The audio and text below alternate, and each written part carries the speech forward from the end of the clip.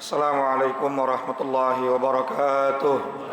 Waalaikumsalam warahmatullahi wabarakatuh. Bismillah, alhamdulillah. Wassalatu wassalamu ala rasulillah Sayyidina wa maulana Muhammad Miftahi babi rahmatillah wa ala alihi wa sahbihi wa mawalah. Wa la hawla wa la quwata illa billah, amma ba'du. Yang saya muliakan guru-guru kita, Kiai Haji Dr. Andes Muhammad Ja'far, Kiai Haji Ahmad Habibi Abdul Rashid Ramli, Kiai Haji Farah Furqan. Kita doakan mudah-mudahan guru-guru kita sehat afiat, panjang umur.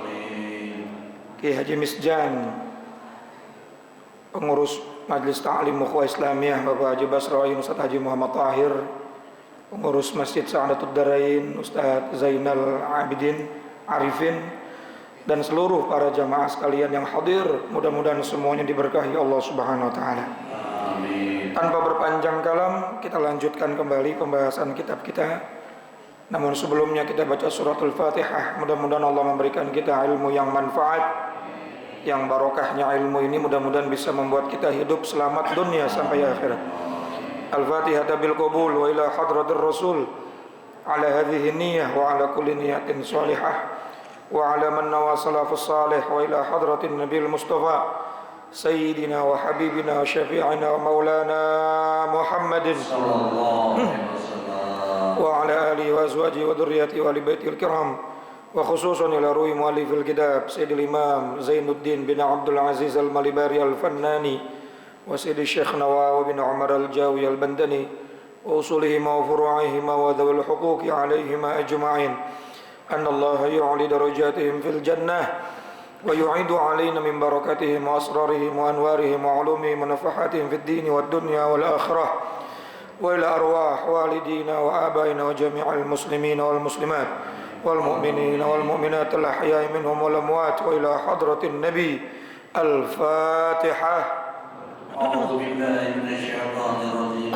بسم الله الرحمن الرحيم. الحمد لله رب العالمين الرحمن الرحيم مالك يوم الدين إياك نعبد وإياك نستعين اهدنا الصراط المستقيم صراط الذين أنعمت عليهم غير المغضوب عليهم ولا الضالين. رب اغفر لي ولوالدي آمين. آمين. Halaman berapa, Pak? 83.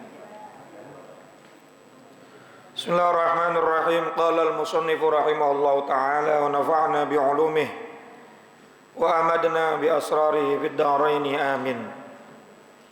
Wa syu'batus sab'una, adapun cabang iman yang ke-70, as-sabru 'ala ta'at, adalah sabar atas berbuat ketaatan, hatta yu'addiha, sampai ketaatan itu ditunaikan. Gak mungkin taat kita bisa selesai kalau gak sabar, betul gak? Ngaji kita gak mungkin kelar kalau gak sabar. Udah kesat-kesot aja dari tadi. Yang asam uratnya lagi tinggi kan lumayan juga tuh. Ya, yang lagi keliengan, mana hujan lagi. Kalau kagak sabar gak mungkin kita bisa sampai ke sini. Maka sabar dibutuhkan dalam ketaatan. Wa 'alal musibah, begitu pula sabar atas musibah ad-dunyawiyah, musibah-musibah dunia, dengan cara bihaitsu la yatasakhatuha, tidak membenci daripada musibah yang terjadi. Itulah sabar sesungguhnya. Apapun yang terjadi kita husnuzon, baik sangka kepada Allah. Habsun nafs, menjaga jiwa kita agar tidak buruk sangka. Karena pada hakikatnya semuanya pasti yang terbaik. Betul apa enggak? Semua ujian itu pasti yang terbaik buat kita kalau memang kita iman sama Allah. Kalau kita rada-rada goyang, rada-rada belok, maka ujian itu, musibah itu teguran buat kita. Jadi semuanya baik dah. Udah nggak usah terlalu gimana. Makanya yang namanya sabar itu habsun nafs, Jaga jiwa, jangan sampai merasa bahwa ini sesuatu yang tidak adil buat kita. Adil Allah buat orang-orang yang beriman, buat hamba-hambanya yang taat. Allah berikan semua itu sesuai dengan ukuran yang telah Allah ukur buat hambanya. Kita aja ngukur buat anak-anak kita sebaik-baiknya, betul nggak? Supaya anak kita, orang-orang yang kita sayang, mendapatkan porsi yang pas, tidak susah, tidak sulit dan lain sebagainya. Sementara Allah punya kasih sayang kepada hambanya melebihi kasih sayang orang tua kepada anaknya. Berarti apapun sudah diukur sama Allah, betul. Jadi tinggal kita baik sangka aja sama Allah, udah. Tadi guru kita bilang juga nggak ada yang namanya kesedihan abadi. Bahkan wabasyiris sabirin, berikan kabar gembira bagi mereka yang mau sabar. Ada ulama mengatakan kabar gembiranya 3, Pak. Yang pertama, dengan bersabar dosa-dosa diampunin. Barokahnya sabar dari musibah, dari ujian, dari cobaan yang Allah kasih dalam kehidupan dunia kita. Lalu kita bersabar, nerima dan tidak menyalahkan keadaan, maka dosa-dosa kita diampuni oleh Allah Subhanahu wa taala. Yang kedua, barokahnya sabar apa? Yarfa'ud darajat, bisa mengangkat derajat kita. Alladzi la yarfa'ud darajat illa biha. Kadang-kadang Allah ingin mengangkat derajat seorang hamba bukan karena banyaknya sholat, bukan karena banyaknya ngaji, bukan karena banyaknya zikir. Meskipun sholat, ngaji, zikir bikin terangkat derajat kita, tetapi Allah ingin angkat lebih lagi daripada derajat-derajat yang sudah ada. Bukan dengan ibadah, tetapi dengan cobaan, dengan ujian. Maka husnuzonnya begitu aja deh. Ya mau diangkat derajatnya. Derajatnya bagaimana? Ya Wallahu a'lam. Dan yang terakhir, yang ketiga, untuk dihasilkan hajatnya, dikabulkan doanya. Alladzi la yahsulud du'a wal hajah illa biha. Kadang-kadang Allah ingin menghasilkan hajat seseorang, mengkabulkan doa seseorang, bukan karena banyaknya dia berdoa, berzikir, tirakat dan lain sebagainya, tapi setelah doa-doa itu terpanjatkan, Allah ingin kasih ujian dulu. Kalau itu sukses dijalankan, sabar, tidak menyalahkan siapapun, bahkan menerima dengan lapang dada, husnuzon, baik sangka kepada Allah, hajat-hajat yang selama ini kita inginkan Allah akan kabulkan. Kadang tinggal satu langkah lagi nih, diuji sama Allah, nggak sabar kita, balik maning, betul nggak? Udah tinggal sekali lagi, selangkah lagi, Allah uji, ya Allah, kita lupa, kita lalai, kita nggak ingat. Akhirnya sesuatu yang sudah hampir hasil nggak jadi. Masya Allah. Wabasyiris sabirin itu maknanya diantara tafsirnya seperti itu. Berikan kabar gembira bagi mereka yang bersabar, bukan cuma pahala yang besar, tetapi diampuninya dosa, diangkatnya derajat, dan dihasilkannya hajat. Ini bagi orang yang beriman. Dan orang sabar itu pasti orang yang beriman, karena ini bagian daripada iman, kan cabang iman, betul nggak? Sebaliknya, orang yang fasik, apalagi orang yang hasud. Saya pernah baca dalam kitab Mirqatus Su'dit Tasdiq, syarahnya daripada kitab Sulamun Taufik. Di antara bala, bukan ujian ya, musibah yang Allah berikan kepada orang yang hasud adalah Allah Subhanahu wa taala memberikan ujian dan cobaan kepada orang yang hasud itu tanpa ada hasil kebaikannya. Kalau kita kan, mudah-mudahan kita termasuk ya, pede amat kita. Kalau kita kan, andai kata beriman, dapat ujian tadi itu ya, diampunin dosa, dihasilkan hajat, dikabulkan, diangkat derajat. Tapi bagi orang yang hasud, yang punya hati hasud nih, dengki kepada manusia, ya, hasud itu karahiyatun ni'mah, membencinya nikmat yang Allah berikan kepada orang lain. Bukan cuma benci, tetapi mengharapkan nikmat itu hilang dari orang lain dan berpindah kepadanya. Itu hasud tuh. Kalau cuma benci doang masih ya dosa juga sih, tapi udahlah dia nggak suka orang dapat nikmat, dia kepengen nikmatnya Jahat banget apa kagak tuh? Jahat.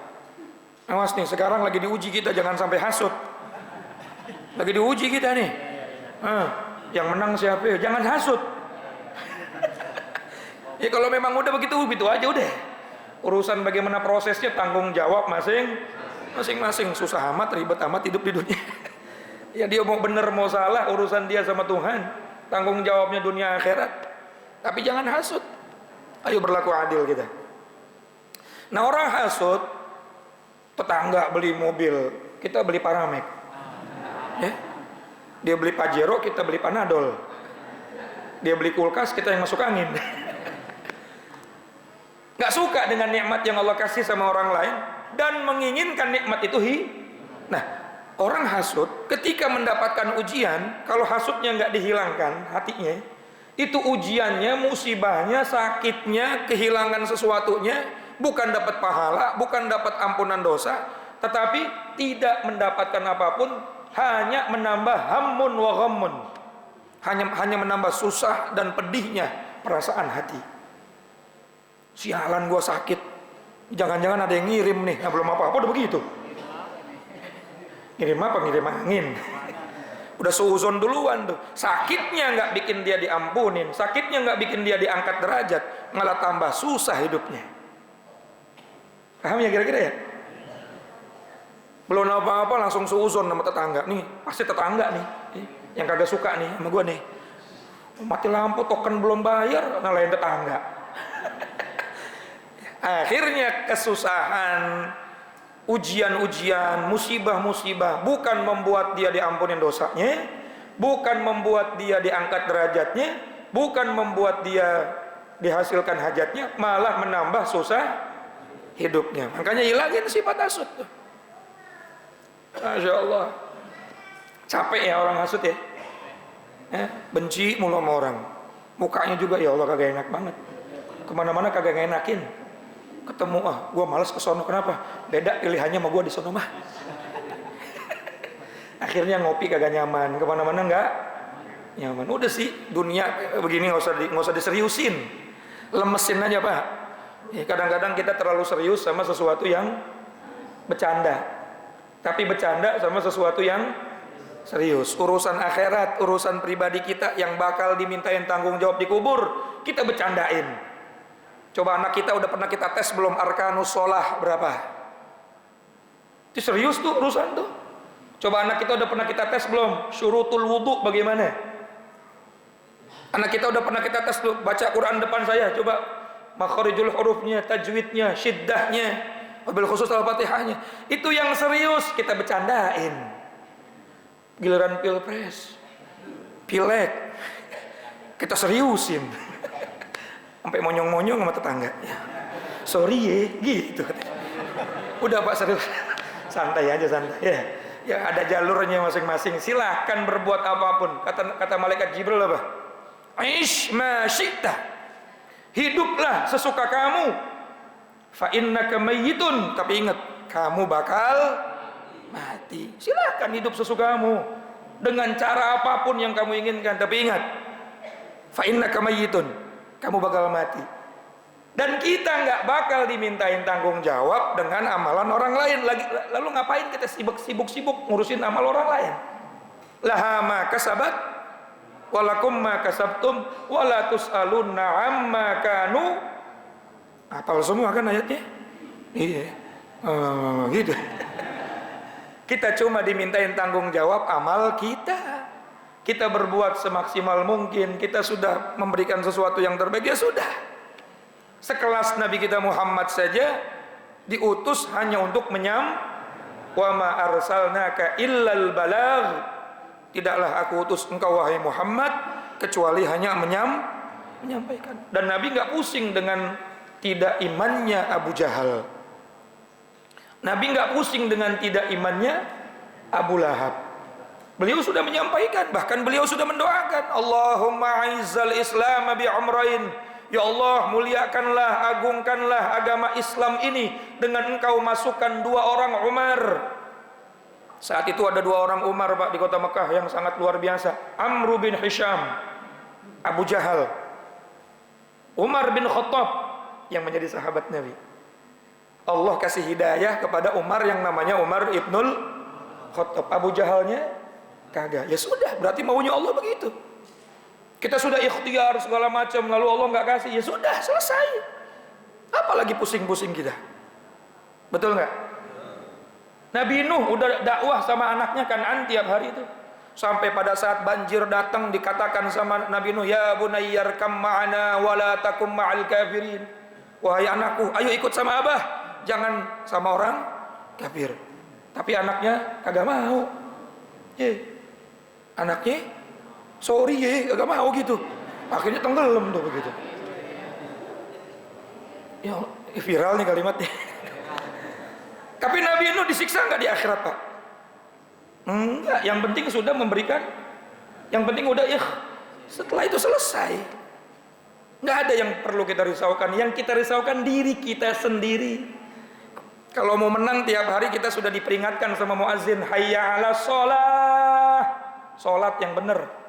Kalau salatnya udah benar, hayya 'alal, baru kita bakal mau siapapun pemimpinnya, orang yang paling soleh sedunia akhirat misalnya, tapi kita kagak sholat, kagak menang kita, Pak.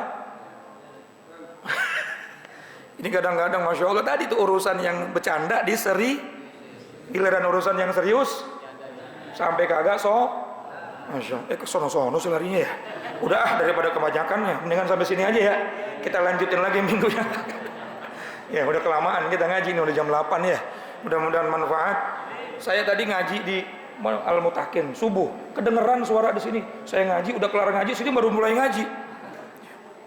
Berarti kan orang udah 3 kali ngaji, sini baru selesai. Kan kesian bapak-bapak ibu-ibu ini belum sarapan ya.